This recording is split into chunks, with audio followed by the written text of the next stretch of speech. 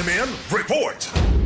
Gipasiugda sa Konseho sa Dakbayan sa Mandaue ang Resolution number 34-2025 aron dasigo ng publiko sa pagtipig og tubig o kuryente tungod sa grabe nga kainit sa panahon. Ang mao resolusyon gisugyo ni Konsehal Editha Flores Cabahog, hepe sa Committee on Agriculture, kung diin gimanduan ang tanang ahensya sa gobyerno, barangay, eskwelahan ug pribadong sektor sa Mandaue City nga maglusad og awareness campaign ug magpatuman og praktikal nga mga pamaagi sa pagtigom sa tubig ug kuryente. Gisuportahan kini sa mga balaod sa nasod sama sa 1987 Philippine Constitution ug Presidential Decree number 1067 nga nag-auhag sa responsable nga pagduma sa natural nga mga sources. Gibutyag ni Attorney Michelle Yao, sekretarya ni Konsehal Cabahog, nga ang tumong sa resolusyon mao ang pagtinabangay sa tanang sektor isip tubag sa taas nga konsumo sa tubig ug kuryente ilabi na karong tig-init. Base sa datos sa Pag-asa, anaa sa extreme caution level ang Cebu uban sa heat index nga 33 degrees Celsius hangtod sa 41 degrees Celsius. Kung diin delikado na kini sa panglawas ug makahatag og peligro nga sama sa heat stroke.